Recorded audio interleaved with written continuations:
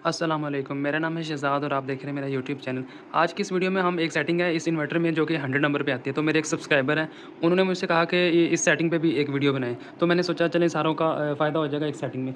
अच्छा इस सेटिंग इसमें है 100 नंबर, वो है चार्जर सोर्स प्रायोरिटी टाइमर है एक, यानी कि आपने बैटरी जो चाहे वो चार्ज करवानी है या तो ग्रिड से करवा लें या ओनली सोलर से करवा लें या ग्रिड और सोलर दोनों से करवा लें। तो इसमें वो तीनों फंक्शंस हैं और आप टाइम लगा सकते हैं। यानी कि ऐसे लोग जो ऐसे इलाकों में रहते हैं जहाँ पे लोड शेडिंग ज़्यादा होती है या वो चाहते हैं कि बैटरी सिर्फ सोलर से चार्ज हो और जब लाइट जाती है तो उनका लाइट दोबारा आती है तो उनका डुअल आउटपुट काम नहीं करता। तो वो क्या करते हैं यहाँ से ये बंद करके या ये ब्रेकर जो है ये बंद करके दोबारा चलाते हैं तो उनका हैवी लोड ऑन होता है। या फिर वो कभी-कभी ऐप से जो है एक दफ़ा कर लेते हैं उसको सेलेक्ट कर लेते हैं सीएसओ के ऊपर, यानी कि सोलर और जो ग्रिड है उससे। तो चार्जिंग जो है वो थोड़ी-सी जैसे ही वोल्टेज ये थोड़े से इंक्रीज़ होंगे तो आपका जो डुअल आउटपुट है वो काम करना शुरू कर देगा। इन इन्वर्टर्स में ये थोड़ा-सा एक है कि जब लाइट जाएगी तो आप इनका जो डुअल आउटपुट है वो आपको मैनुअली ऑन करना पड़ता है, खुद ऑन नहीं होगा। जब तक आपने जो चार्जिंग है ओनली सोलर रखी होगी तो ये ऑन नहीं होगा। इसलिए जो ग्रिड की चार्जिंग है वो 2 एम्पीयर से रखी हुई है।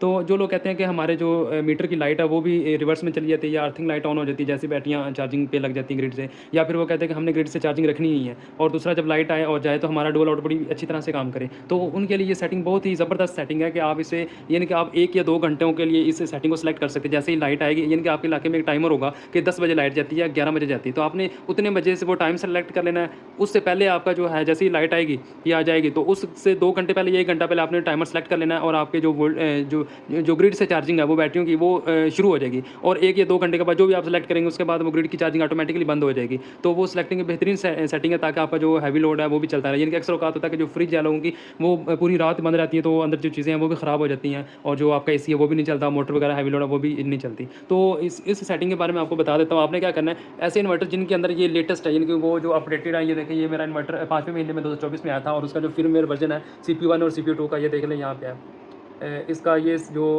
CPU वर्जन है वो भी लेटेस्ट होना चाहिए।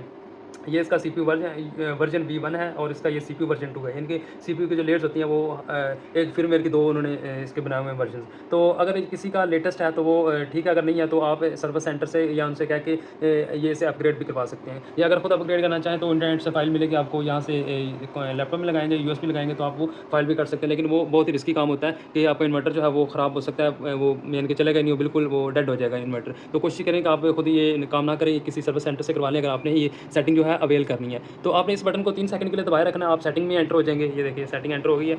यहाँ पे अब आपने क्या करना है, आपने ये वाला बटन दबाना है। ये सेटिंग आ गई 100 नंबर CGP, यानी कि जो चार्जिंग ये चार्जिंग सोर्स प्रायोरिटी टाइमर है। तो आप इसे क्या करना है, यहाँ से आपने सेलेक्ट कर लेना है। सेलेक्ट करने के बाद आप इसे सेलेक्ट करेंगे। दोबारा कर लेता हूँ, सेलेक्ट नहीं हो रहा। ये देखिए यहाँ पे, और ये सिलेक्ट कर लिया। अब ये देखिए CSO है, यानी कि पहले सोलर फर्स्ट चार्जिंग होगी, पहले सोलर से होगी फिर उसके बाद ग्रिड से होगी, यानी कि पहले सोलर से होगी, अगर सोलर नहीं होगा तो ग्रिड से होगी। तो आपने क्या करना है, इसके ऊपर यहाँ पे टाइमर लगा लेना है। ये स्टार्टिंग टाइम है, यानी कि इतने घंटे बजे शुरू हो और इतने पे ख़त्म हो जाए। ये स्टार्टिंग टाइम है, ये एंडिंग टाइम है। तो स्टार्टिंग टाइम यानी कि अगर रात को हमारी 10 या 11 बजे हमारी लाइट जाती है, फॉर एग्जाम्पल हमारी 9-10 बजे जाती है, तो मैं इसको क्या सेलेक्ट करूँगा, ये 24 घंटों का टाइम होता है तो आप इसे 24 में कन्वर्ट कर सकते हैं। फॉर एग्जांपल मैं इसे 21 सेलेक्ट कर लेता हूँ। अब 21 जो है वो हमारे 10 हो जाएंगे और 22, 23, 24 जो है वो आपके सॉरी ये 9 हो जाएंगे। तो आपने यहाँ पे ये 21 सेलेक्ट करके 21 बजे शुरू हो और इसको सिलेक्शन कर लें और एंड कब हो, तो यहाँ पर इसके आपने एंड टाइमिंग लगा लेना है, 22 इसको कर लें। अब इसका फ़ायदा ये होगा, एक तो आपका जो मीटर है वो जो उसकी लाइट है वो नहीं ऑन होगी, आपका जो बिल है वो भी कंट्रोल में रहेगा, आपका हैवी लोड है वो भी काम करता रहेगा। अब इन इन्वर्टर्स के अंदर जितने भी फंक्शन आपको चाहिए कि इन तमाम फंक्शन से ही फ़ायदा उठाना चाहिए। तो इसको मैं अब करने लगा हूँ, 22 करने लगा हूँ।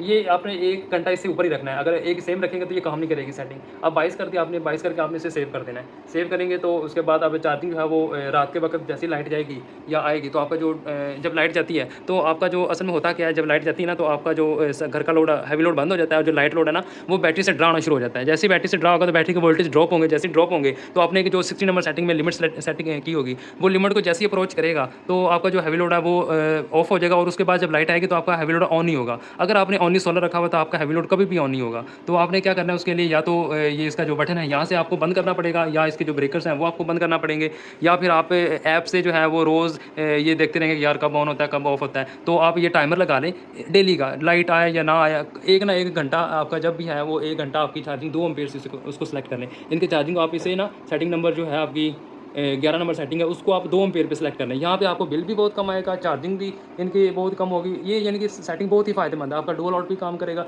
यानी कि आप इन्वर्टर को इस तरह से कर सकते हैं कि आप घर में हो या ना हो, तो आपका इन्वर्टर है वो 24 घंटे काम करता रहेगा। कोई इसमें हर चीज़ ऑटोमेशन में हो रही है। मैं कहता हूँ ये बेहतरीन इनकी सेटिंग उन्होंने दी हुई है इसके अंदर, तो इसको अवेल करना चाहिए। अमूमन ये होता है कि लोग घरों में सिस्टम लगवा देते हैं, तो उनके घर के जो अफराद होते हैं वो मुसीबत में पड़े रहते हैं। लाइट आई गई, ब्रेकर बंद करो, ये करो, वो करो, फ्रिज बंद हो गई, ये हो गया, तो अजीब सी झंझनाहट होती है। तो आपने एक दफ़ा इन्वर्टर ले लिया, किसी अच्छे बंदे से आपने सेटिंग करवा लेनी है इसकी, और उसके बाद आपने सेटिंग को जो है एक्टिवेट होने के बाद आपने इसको प्रॉपर 1-2 दफ़ा मॉनिटर कर लें, अदरवाइज़ आपका जो सिस्टम है वो चलता रहेगा। फिर इसमें आप लोगों ने एक ख्याल करना है कि इसकी जो टाइमर है ना वो ख़राब नहीं होना चाहिए, यानी कि इसका जो टाइम है ना, आपने ये टाइम सही कर लेना है। ये डेट है यहाँ पे, ये डेट आपने सही कर लेनी है, और उसके बाद यहाँ पे टाइम आता है, आपने टाइम सेट कर लेना है। और एक और चीज़ का ध्यान रखना है कि आपने इन्वर्टर को कभी बंद नहीं होने देना। अगर इन्वर्टर बंद हो गया तो टाइम आपका जो है वो रीसेट हो जाएगा। और जो कभी-कभी ऐसा भी होता है कि जब इन्वर्टर के अंदर फुली करंट खत्म हो जाए, यानी कि इसके अंदर एक कैपेसिटर होता है, वो चार्ज की क्वांटिटी को कुछ देर स्टोर रखता है। तो यानी कि आपकी बैटरी भी खत्म हो गई है, सोलर भी नहीं है, ग्रिड भी नहीं है, तो वो एक जो कैपेसिटर है इसके अंदर वो चार्ज रहेगा।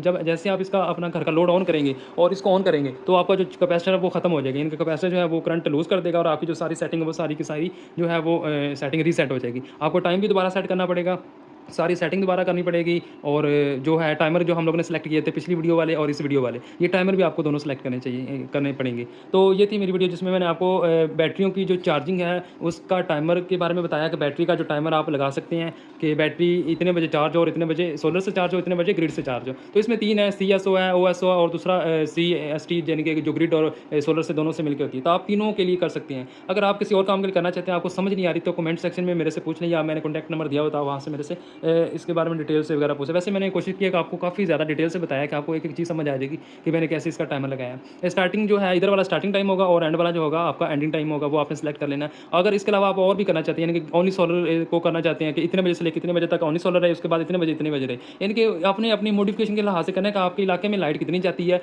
और आपका यूसेज क्या है। अब मेरा यूसेज और है, आपका यूसेज और होगा कि आप इस्तेमाल इन्वर्टर को कैसे करते हैं। अमूमन लोग इन्वर्टर को रात को बंद कर देते हैं, वो कहते हैं कि यार ये बिजली कंज्यूम करता है, तो इसको नहीं चलना चाहिए, शोर होता है, ये वो। तो पहली बात, आपने इन्वर्टर को ऐसी जगह लगाना है जहाँ पे ये इसका शोर आपको बिल्कुल भी ना हो, और दूसरा जहाँ पे डस्ट वगैरह भी ना हो, और तीसरा आपने इन्वर्टर को बंद नहीं करना। कोई थोड़ी सी कंजप्शन लेता है, कोई 60-70 या 80 वाट मैक्सिमम ले लेगा, वो भी बैटरी से कंज्यूम कर रहा होता है, और बैटरी आपकी दिन के वक्त चार्ज हो जाएंगी। तो उसकी टेंशन नहीं है कि आपने इन्वर्टर को रोज़ बंद ही करना है, तो उसको बंद नहीं करना चाहिए कि लोग कहते हैं कि यार ठंडा हो जाएगा, ये हो जाएगा। उनकी इनके हर बंदे का अपना ही कॉन्सेप्ट है। अगर ये ठंडा होना होता तो ये कंपनी वाले जो है, चाइना वाले, वो बनाते इस तरह से, इसके फैन ना लगाते या कुछ और इसके अंदर मॉडिफिकेशन कर देते, कूलिंग मैकेनिज्म और हाई कर देते। तो ये चीज़ उन्होंने इसलिए बनाई कि आप इसे अच्छी तरह से यूज़ करें। तो मेरे चैनल को सब्सक्राइब कर लें, वीडियो को लाइक कर लें। अगर आप फर्दर इस तरह की इन्फॉर्मेटिव वीडियो चाहते हैं, तो मुझे कमेंट सेक्शन में बता दें, अगर मैं आपको डिटेल इसकी वीडियो जो है वो बना के या आपको समझा दिया करूँगा। तो इसके अलावा और भी बहुत सारी सेटिंग्स होती हैं, हर इन्वर्टर्स में डिफरेंट है। तो ये चीज़ें जो हैं, ये आप प्रैक्टिकल लाइफ में जब आप थोड़ा सा इनके ऊपर गौर करेंगे, एक्सपेरिमेंट करेंगे, तो ये चीज़ें आपको तभी समझ आएँगी।